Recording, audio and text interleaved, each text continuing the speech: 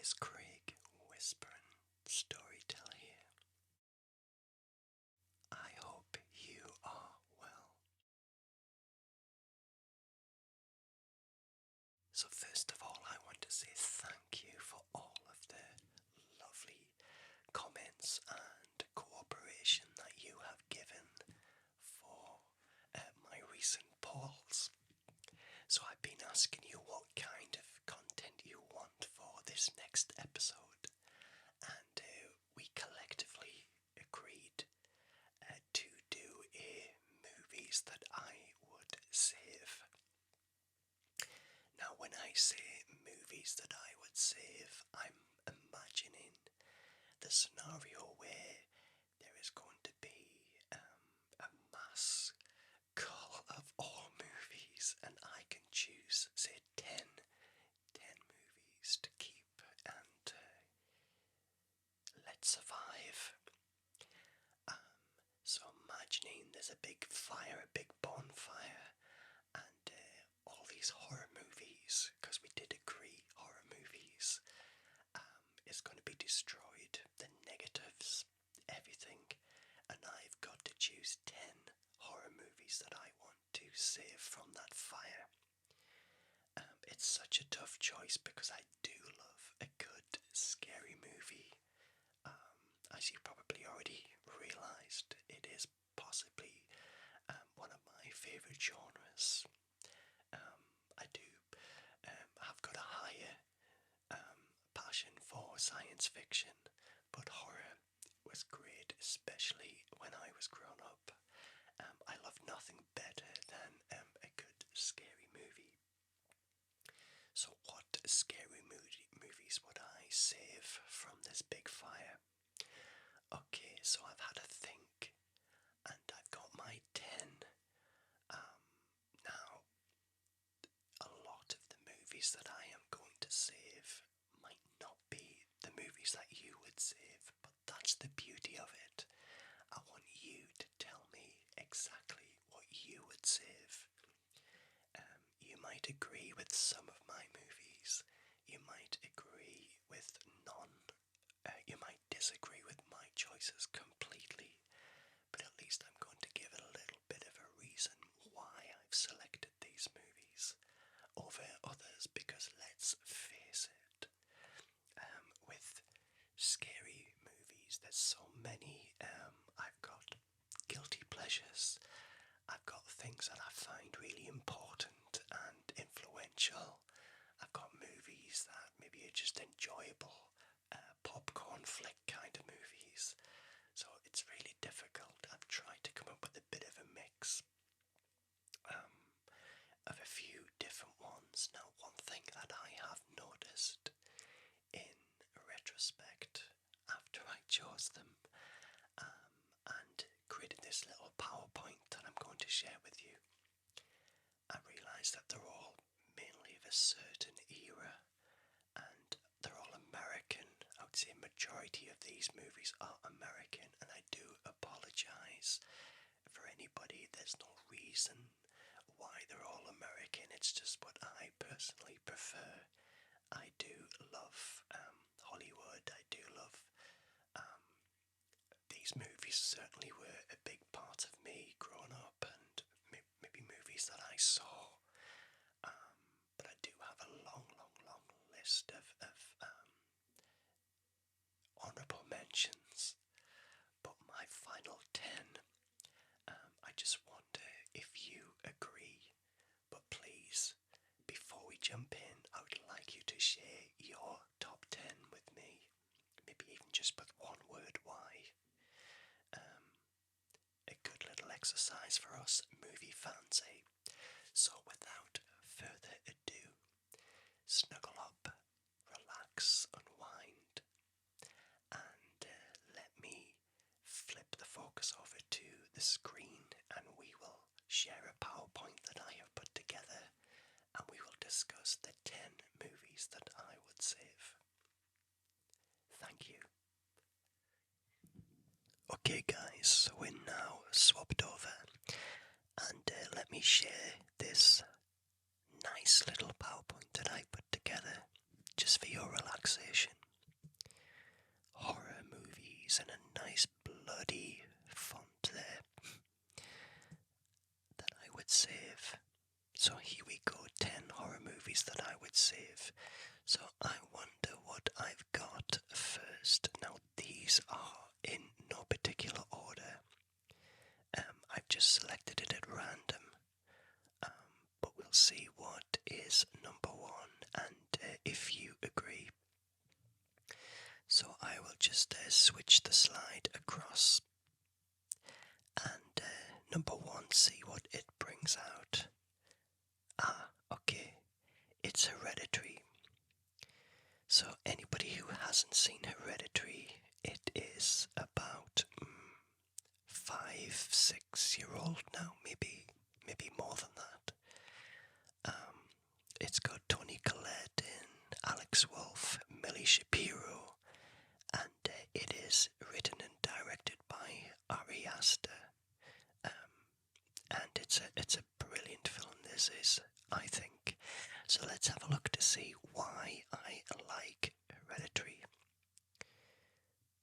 Okay, so one is that the whole, from start, the first image to the final image, it just seems to get under your skin. It's a very, very creepy, intense movie.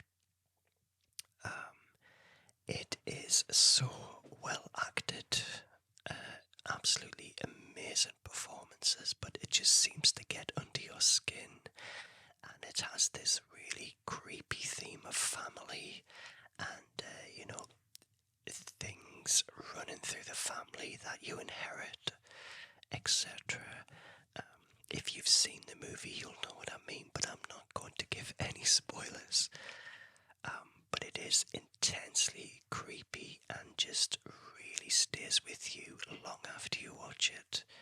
I wouldn't say it was a massive, shock after shock after shock, like, say, the Conjuring movies, etc.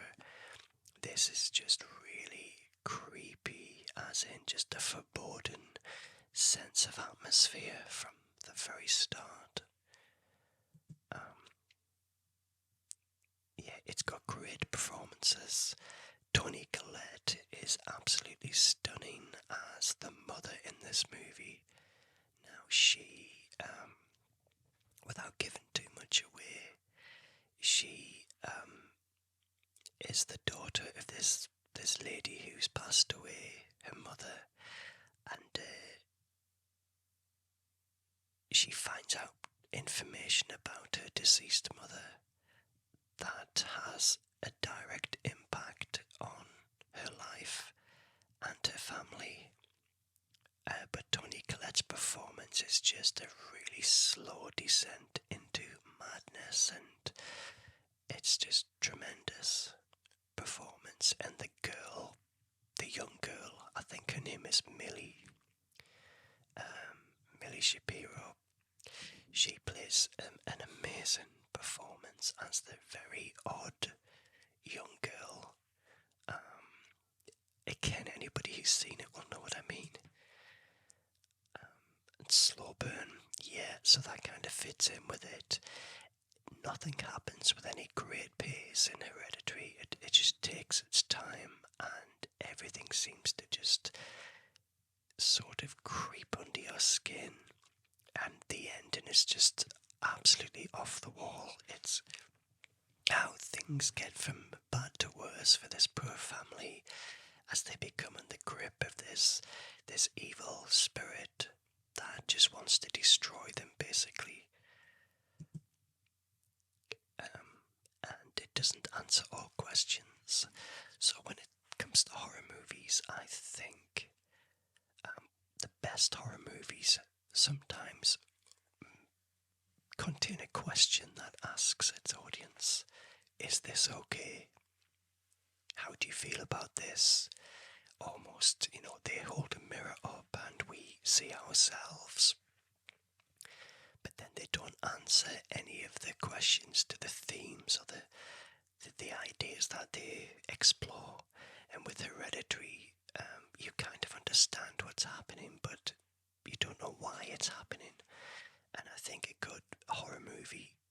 sometimes leaves you with your own explanation why something's happening.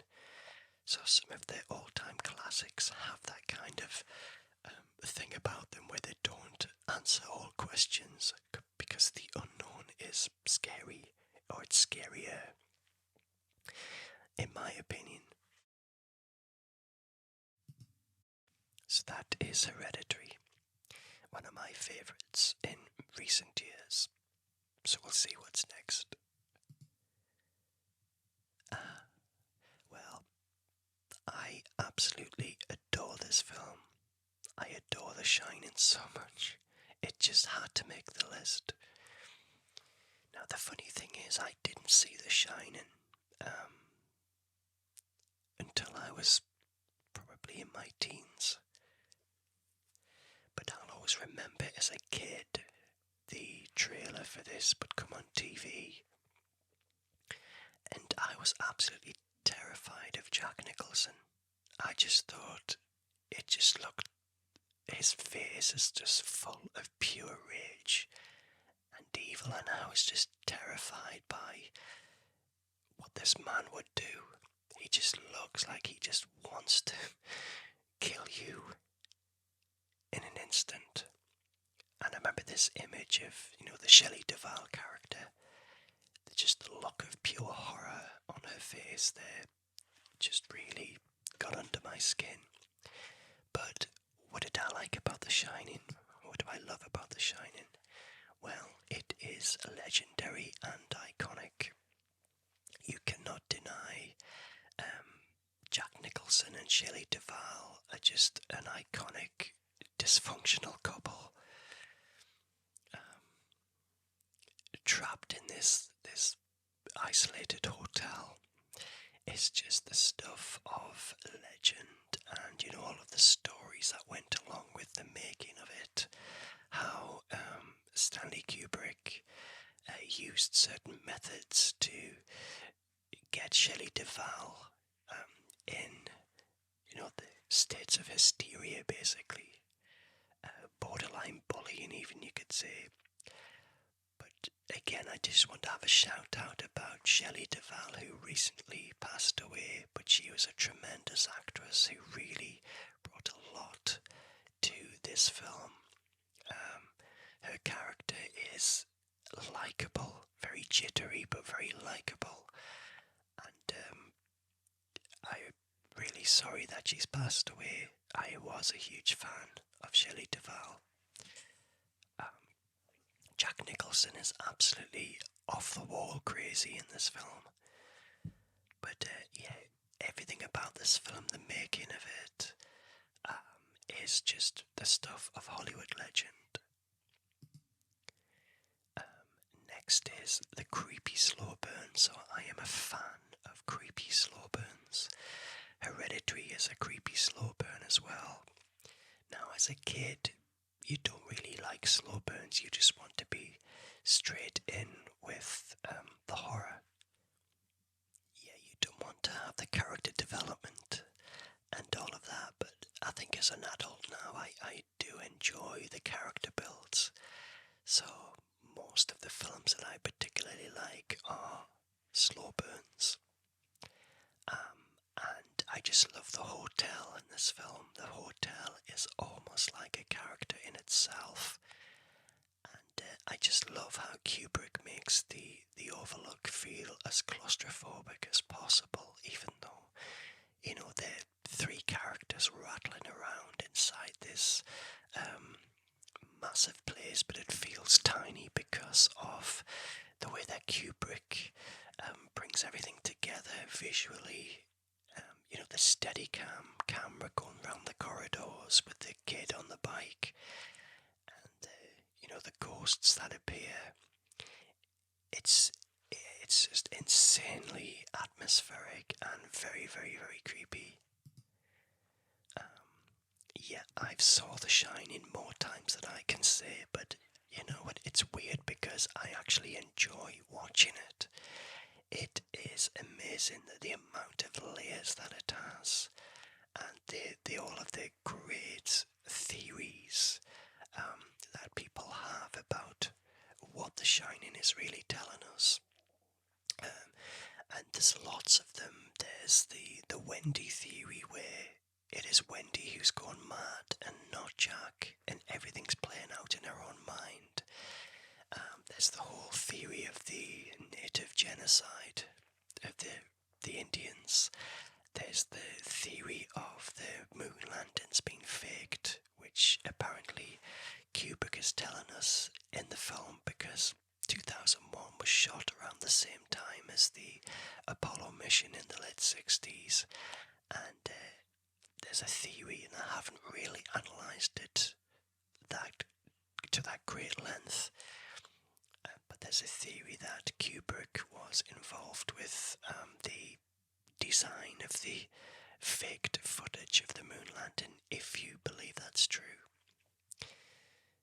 But digressing, of course, but I think The Shining is just an amazing film, and if you watch it to be a horror film, you can see it as a horror film. Meticulous cinematography, yes. The camera work in this film is absolutely stunning. The Steadicam prowling around that empty hotel like an ominous presence. Even the scenes when Wendy and Danny are going around the maze, and the camera just glides around them, so you always feel that something's watching them, even though half the time nothing's really happening. It just has that very sinister presence, and it's very, very subtle, but the camera work and the cinematography is absolutely stunning, as you would expect from a Stanley Kubrick film. All of his films are stunning. Works on so many levels, yet again that links in with the rewatchable a million times, because you can watch it as a straightforward horror movie and yeah, it's good, but then you can go down a bit of a rabbit hole and look at all these different theories and think, yeah, I can understand why people think that. There is a film called Room 237, I think, and it is a documentary all about many of the theories that people have come up with, and I made a video on my channel, Wiki channel. For those who aren't aware, I've got another YouTube channel called Wookie Video Presents, where I review movies very differently to the style I'm doing here.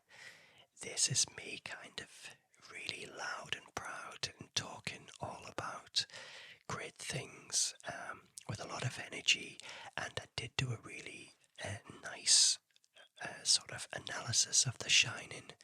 Why we love it is at Kubrick's finest moment, but maybe you would like to have a look at that. I love it so much. Right, what have we got next? The Night He Came Home, John Carpenter's one and only Halloween.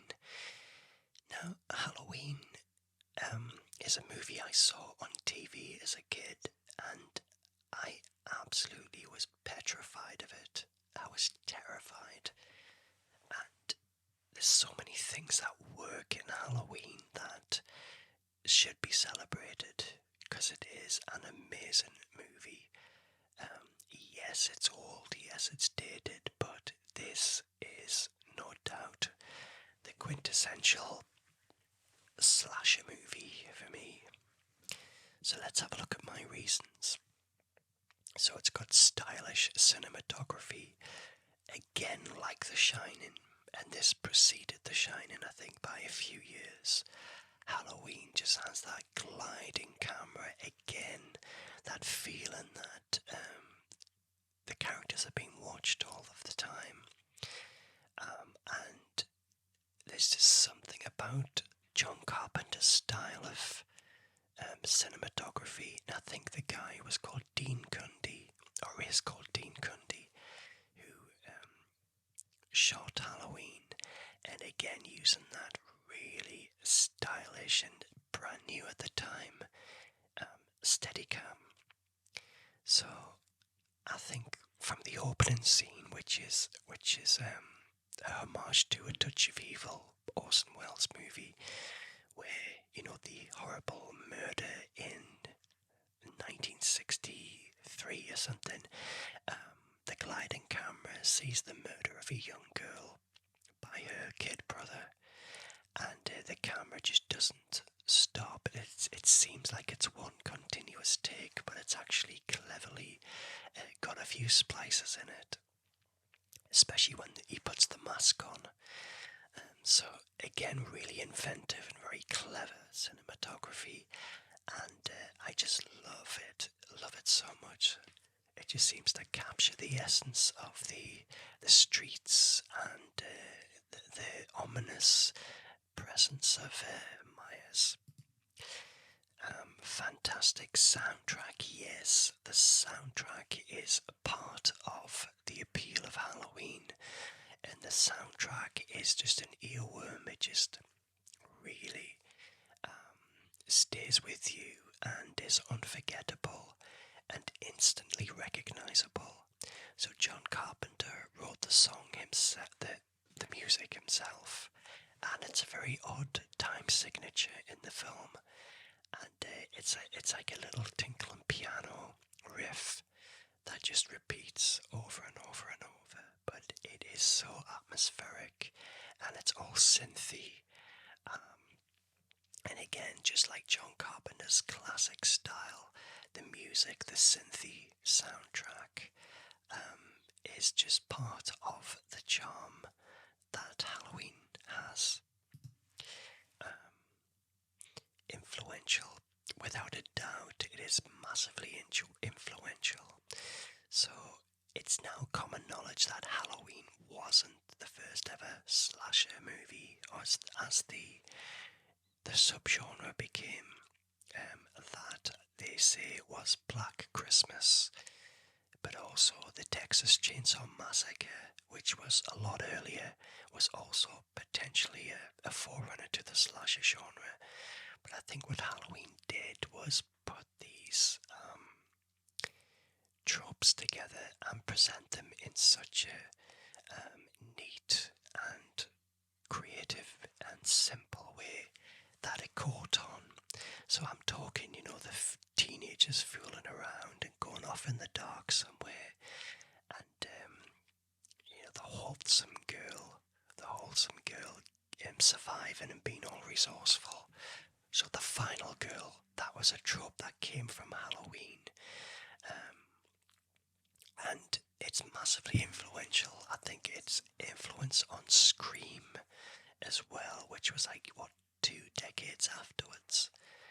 But lots of movies were influenced by Halloween, such as Friday the 13th, and the millions of other slasher films. They became really substandard. There was that many of them in the 1980s that none of them could hold a candle to Halloween, because of just the skill that went in making it. Halloween was just off the scale. It was so classy and stylish, and it remains the really quintessential slasher film for me.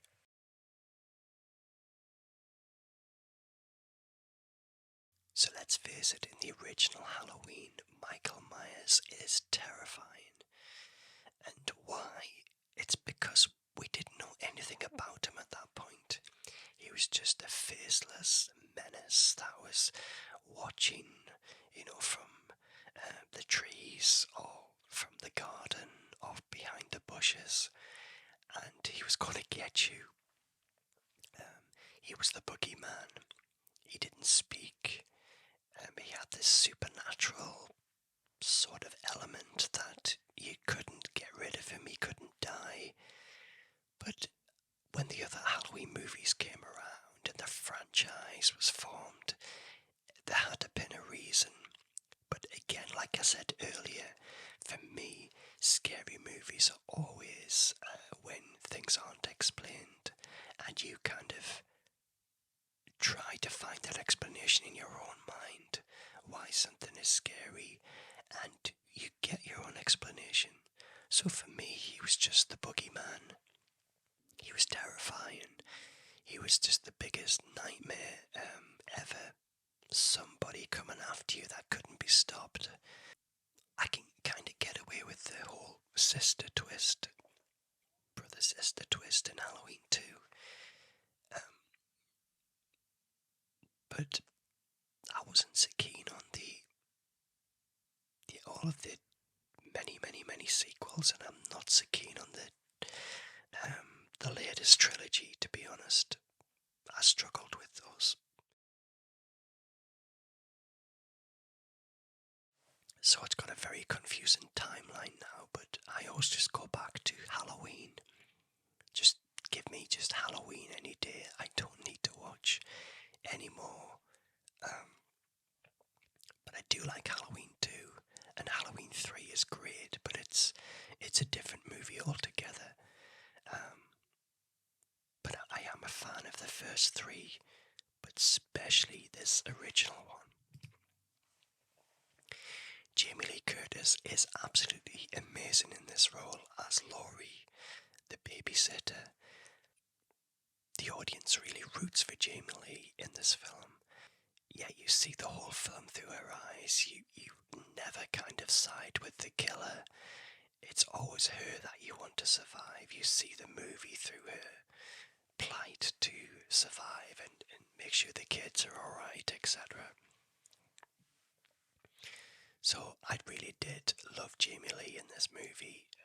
It was the film that made her rise to prominence, and she remains a wonderfully gifted actress to this day. So there you go. Halloween I would have to save for all of those reasons, and probably another 20 more, to be honest. Okay, what have we got next? We've got Dawn of the Dead, George Romero's classic zombie movie. You see what I mean about these movies all being around the same era. Again, this was something that I absolutely had a massive impact on me as a kid. So again, I find Dawn of the Dead a very cool cult movie and very groundbreaking. So you've got to think, the first part of this film was Night of the Living Dead, which was an old black and white movie from 1968. And despite Night of the Living Dead being the first zombie movie that we know of, I think this kind of took it to the next stage. This made zombies a global pandemic, if you like. They were everywhere. But I think the whole style of Dawn of the Dead, it was just so fresh for its day, and is so influential. I also find it incredibly gory, so this is all practical special effects, and the guy who created it all is called Tom Savini. Tom Savini went on after Dawn of the Dead to be a star. He was employed to work on things for like Friday the 13th,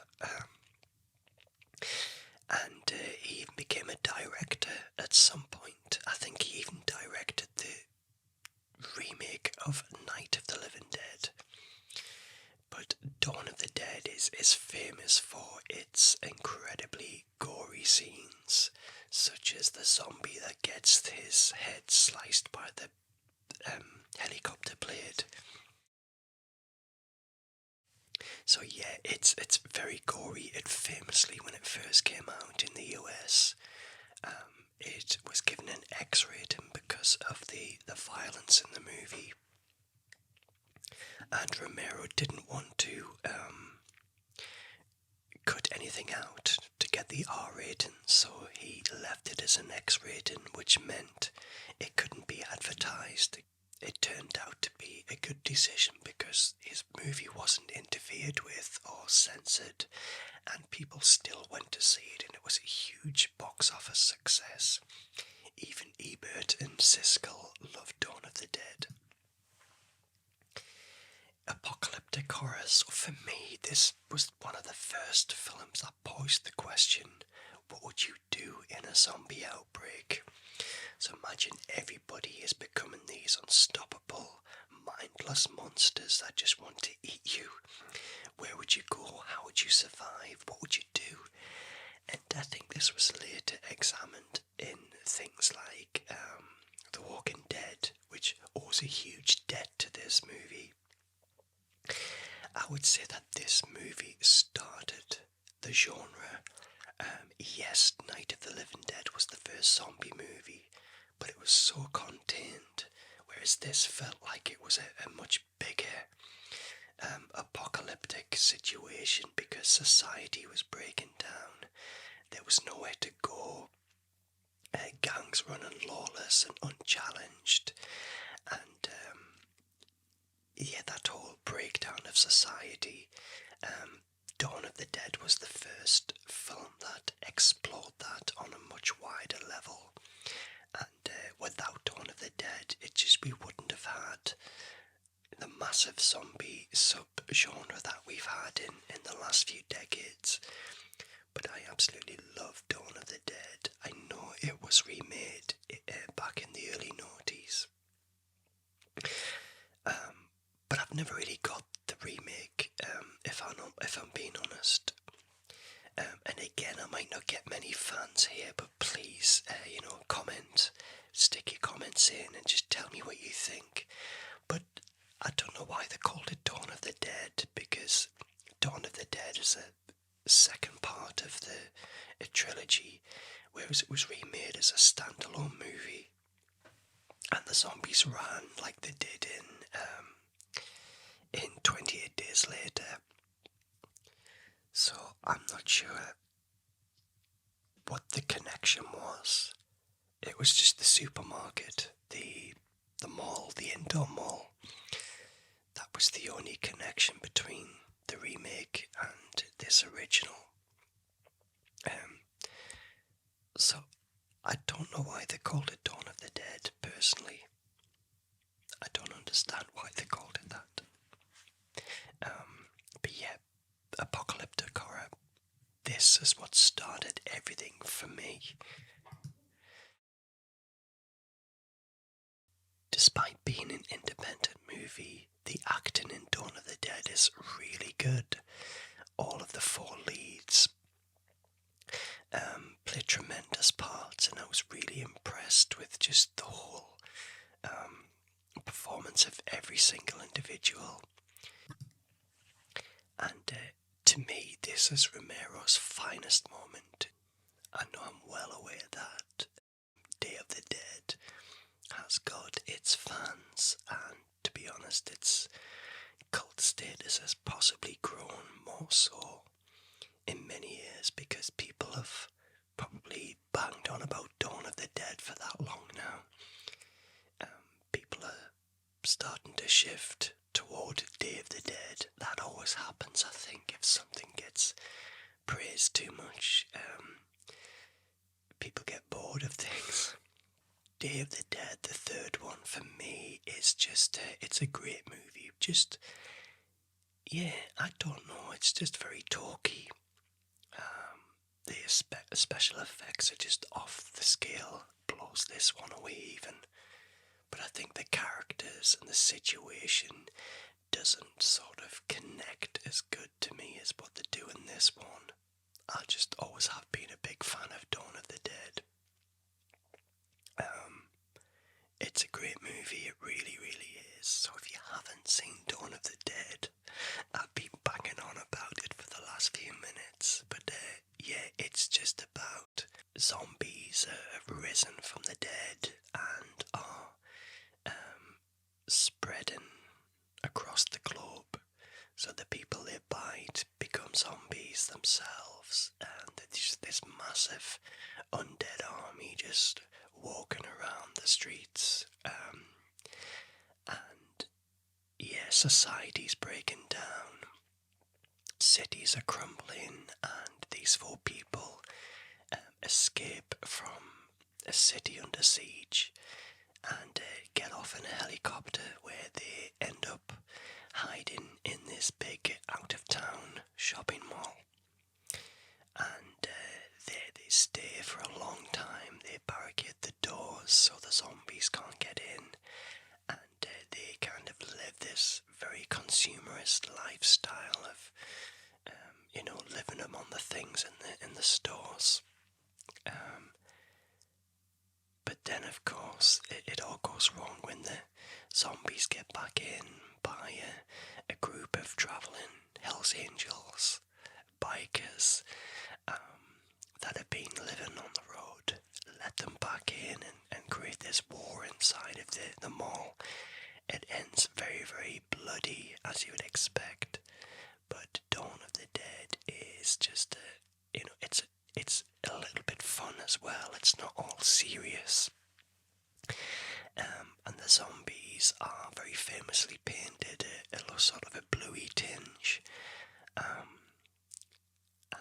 because the budget wasn't that big, only a couple of zombies got all of the facial makeup, and some of the background zombies just got their face painted blue. So yeah, I mean, you look at it now and you think it's dated, but it is still an incredibly wild movie to watch, and I absolutely adore it. And I love it so much that I would save it. But which of the Dead trilogy would you save? I know Night of the Living Dead has also got its fans, and it is a great movie. But I know Day of the Dead is possibly growing in its fans as well. Or it could even be that this is way before your time, which is probably the fact. Okay, let's have a look to see what's next. Yes, it's Psycho, Alfred Hitchcock's Psycho, an oldie. This is a black and white movie. Hopefully you've seen it. Hopefully you have. And if you haven't, it's worth watching. It's a really brilliant film, it is. So let's see why I chose Psycho. So it is a granddaddy of the modern horror film. So that is true, 100%. Without Psycho, you wouldn't have had Halloween. You wouldn't have had the slasher genre. Psycho is just a remarkable film, and it is just so classy and so scary. And yeah, it is possibly the reason why we had the modern horror film, the slasher film. It was definitely all because of this, and I think it should be celebrated for that reason. Superb, iconic soundtrack. Every time you hear those shrieking violins, everybody knows straight away that it is Psycho, and that's just because of the impact that the soundtrack has had on pop culture, to be honest. Instantly recognisable, and just the stuff of legend. The shower scene. Yes, the shower scene indeed is possibly the most famous sequence in this entire movie. But the shower scene, well, in context, it fits in with the story. So the story is, if you haven't seen Psycho, and I'm not going to give any spoilers, but it's all about Marion Crane, played by Janet Leigh, the lady in the stylized version of the poster on screen. She has embezzled some money from her employer, a few $1,000, $1 million, whatever, was kind of a substantial amount back when this was made. But she decides to steal the money and run off with her lover to have a new life. So she takes the money and just drives off and leaves her existence. But as she's driving, you follow this whole sequence where the police are following her, and she's imagining, you know, what people are saying back at home about her going off with the money. But then she stops in this roadside motel, which is a little bit run down, and it's raining. And there's a guy who works there. He's a young guy, kind of nervous energy about him, called Norman Bates. And he runs the place with his mother, who's a little bit sick, and lives up at the old house on the hill. And yeah, that's where the shower scene comes into it. But Janet Leigh is tremendous. But the shower scene itself is just an amazing piece of filmmaking, and it was so tightly shot with so many cuts. Was just absolutely ingenious, and it was all created by Alfred Hitchcock. So I'm not sure how long it took to make the scene, but the music, the editing, all just create this perfect storm and make the shower scene just so infamous. It's perfectly tame now, but at the time when this was released, it was very, very groundbreaking and boundary breaking. And for blood, they used chocolate syrup because it looked more like blood on camera. So, yeah, pretty good. The film, this is amazing, and the suspense in Psycho is off the scale. You really get invested in how awful, Marion's situation is, and how she just falls into this trap by stopping by at the motel. But then we follow Marion's sister, trying to find out where she's gone, and there's this whole fear of, people falling into this trap when they get to the motel. Again, there's lots of jump scares in this film as well that really work, and the final reveal is just amazing. But all in all, Psycho is just a phenomenal experience, and again, it's rewatchable. You can watch it and watch it and watch it, never get sick of watching it. It's just so stylishly made, stylishly shot, stylishly acted, soundtrack to die for. It is just a tremendous film. Is it a horror? Absolutely, it is a horror, and it is damn good. So I would save Psycho for sure. Right, what have we got next? The Thing, John Carpenter's remake of The Thing from 1982. So why do I like The Thing? Well, this is a true cult horror classic in my book because it was so negatively received when it was first released. It was famously released at the same time as E.T. the Extraterrestrial, and they were just two polar opposites, and it was absolutely panned. People hated The Thing. I think it was just the wrong time for it. People just found it a really ugly film and hard to warm to, no pun intended, because it is set in the Antarctic. But it has become a true classic over the years with a true cult following, and it's amazing how it's now considered to be Carpenter's masterpiece. Groundbreaking special effects that still hold up. Never a truer word spoken. So to think this was it's over 40 years since The Thing was released, and the effects still absolutely astound you, and it's all practical. There isn't any CGI, and it was all done by a guy named Rob Bottin, and they are just out of this world, just repulsive, and just shockingly breathtaking. And yeah, this is absolutely one of the finest practical special effects projects ever, period, in my opinion. bath bags still required, never a true word spoken again. So even after all this time, it is still needs a strong stomach to get through the thing. And there's lots of carnage that takes place that is just weird and wonderful in a really sort of nasty way. It is just of this scale, but the atmosphere, again, set in this isolated region of the Antarctic. It's a group of Americans that are there in this weather station. I'm not quite sure what they do, but they end up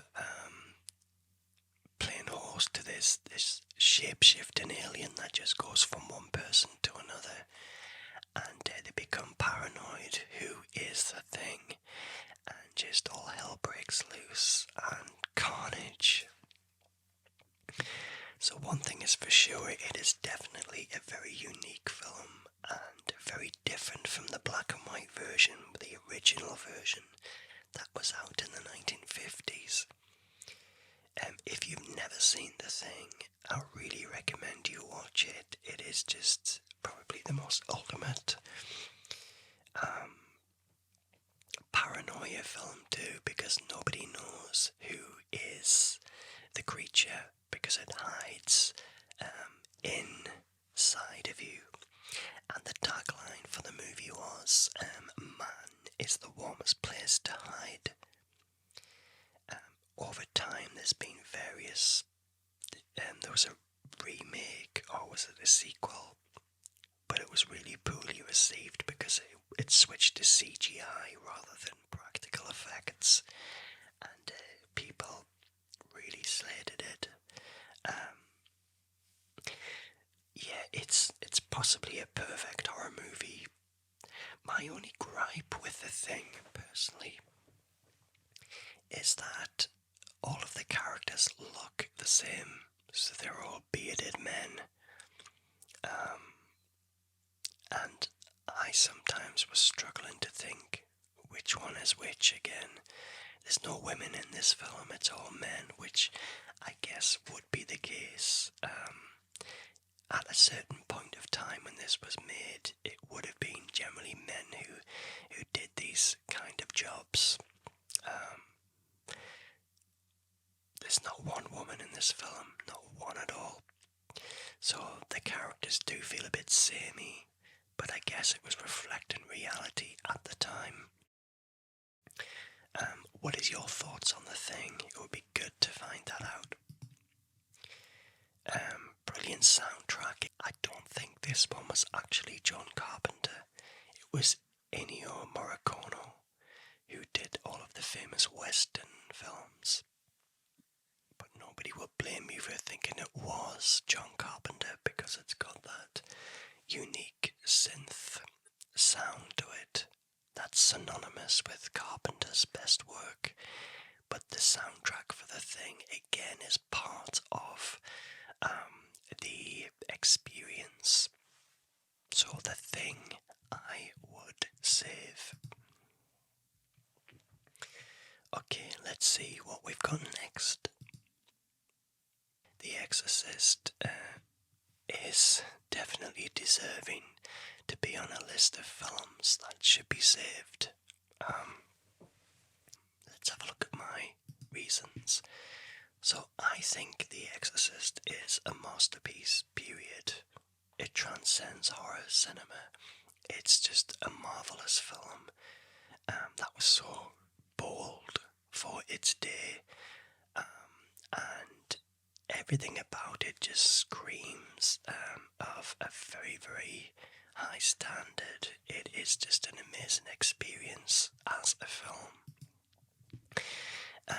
It offers the finest acting you would ever see in a horror movie. I'm talking really heavyweight Oscar-nominated performances, especially by Ellen Burstyn, who plays the desperate mother of a child who is in the grip of demonic forces, and of course of Jason Miller, who plays Father Karras, who has this whole experience of doubt in his faith. Stunning sound design. Again, the voice of the demonic entity is just a sound design from hell, basically. Buzzing of bees, there's squealing of pigs. Even the voice of the demon is just such a layered achievement, all done by this remarkable actress, Mercedes McCambridge.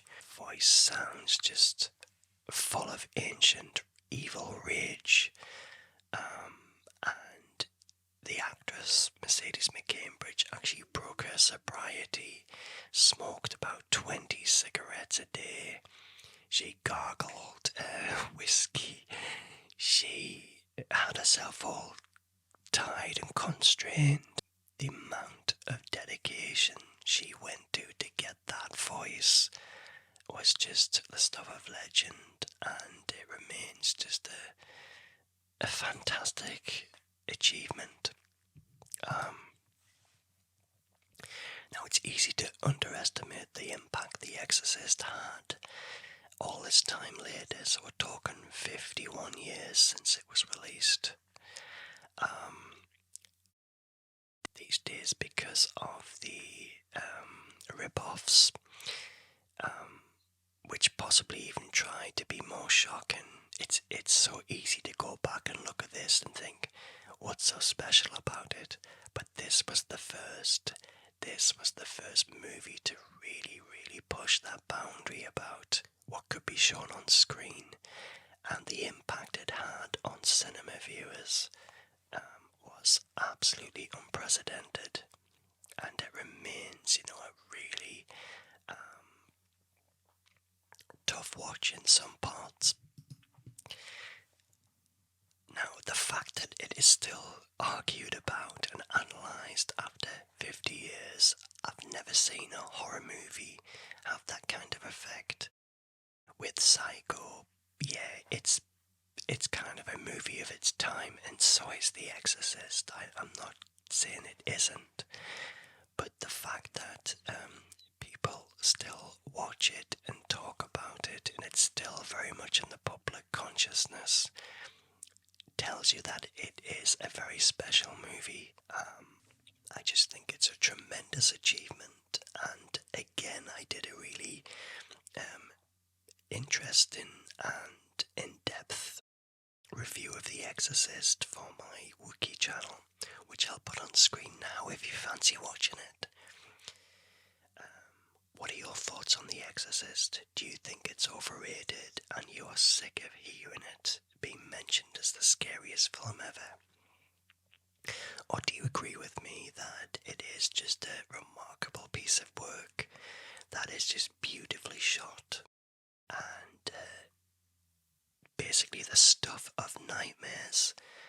So it just creates this ordinary little girl into this hideous demon, and we are still getting possessed little girls even after all this time. Now, one thing they could have done differently with this new version that came out, was it last year, which I still haven't seen, but I don't really have any desire to see it after the reviews it got. Why did they choose to use another little girl? The Exorcist did it great because it was the first to do it, and it was a shock to see. So I'm just surprised that they went down the same route as they did back then. That isn't so daring as what it was. But The Exorcist is a tremendous film. There we go. What else do I have left? I think we must be getting near the end now. Jaws. There we go, Jaws. Now, is Jaws a horror movie? Yes, it is.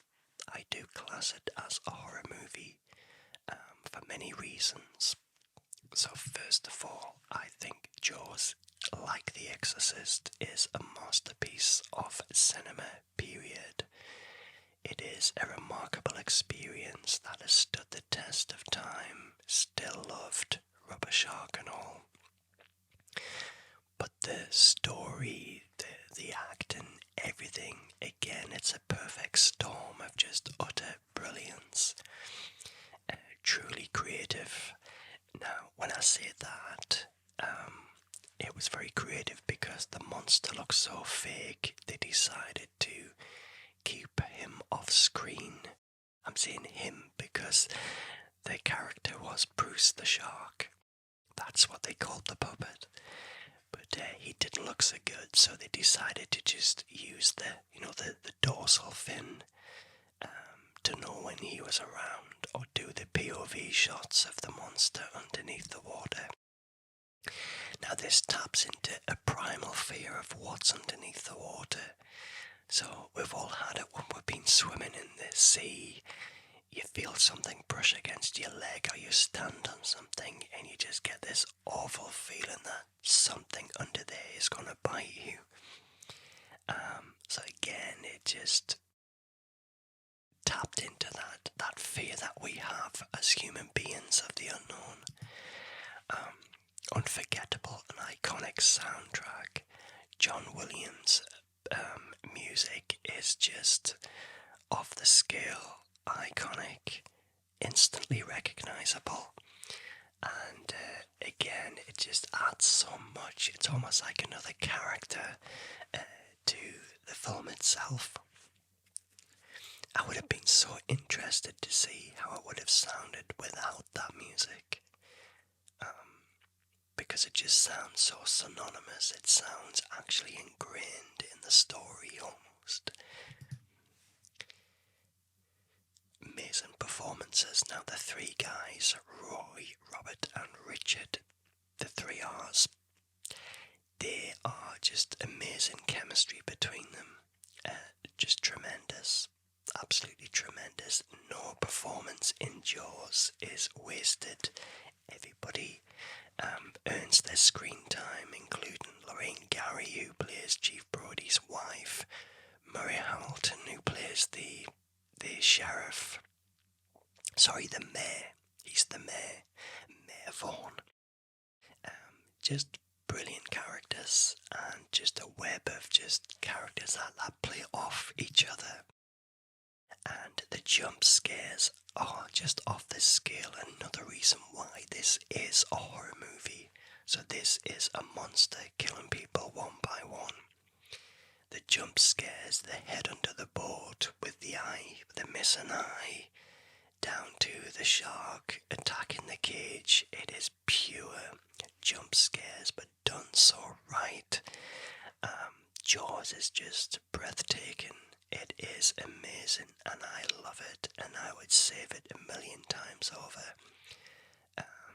And again, the debate was, is it a horror? But it is. It's got to be a horror. It has all of the tropes of a horror movie. Just because it's a PG, I think that's possibly why, but it did work, and it did terrify people as well. Jaws, amazing film.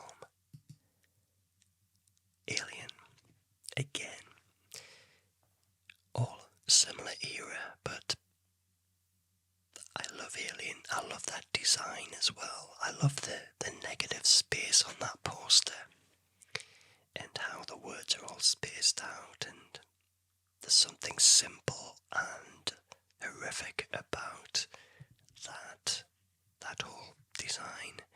So why do I love Alien? So first of all, it feels timeless to me. Now, I always preferred Aliens. I always found Aliens as the much better experience, because Aliens came out about 6 years after this. But now looking at Aliens, it is very, very of its time, whereas Alien just feels timeless, and I can't explain it. The way it's shot, naturalistic. The only thing that gives a telltale sign of its age is the computer interface that certainly looks, of the 70s or the early 80s. But everything about it is just beautiful and hasn't aged a day. It's got the most amazing atmosphere. Now, the corridors of the Nostromo are just truly like a gothic haunted house in outer space. The shadowy corridors, it is just a set design, just absolutely mesmerizing. I love it. Stunning special effects, and again, for its age, Alien does not disappoint. Just can't believe the design of the creatures as well, from the facehugger to the egg that splits open, to the creature itself, the xenomorph, in its first outing, with all the laid teeth and all of that scary stuff. That was just absolutely brilliant design and something we hadn't seen before, which leads into the body horror visceral impact that this film had. Now, because of the creature impregnating John Hurt's character, it gave that really unusual, uncomfortable viewing that something was growing inside of you and was going to come out, and people just couldn't handle that. And the scene, the famous scene where John Hurt gives birth to the creature at the dinner table, is just shocking. It was just had such an impact. So the fact that this thing hatches from inside of you is just one of the really unsettling, creepy things that people just really gets under people's skin, and it did it so well. And again, the premise of a crew of a mining ship being picked off by this strange creature that's never been seen before, that bleeds acid and is running amok in their home.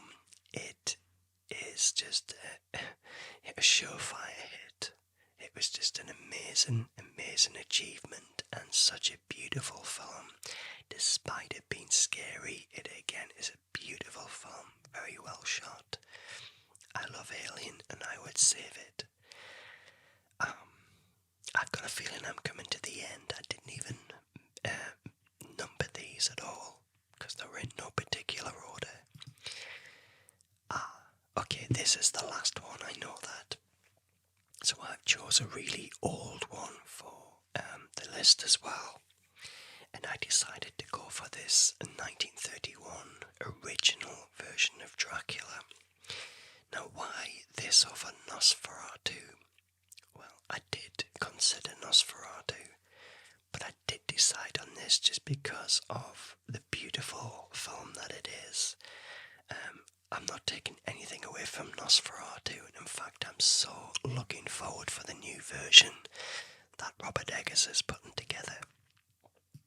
But I love the 1931 Todd Browning version of Dracula because it was groundbreaking.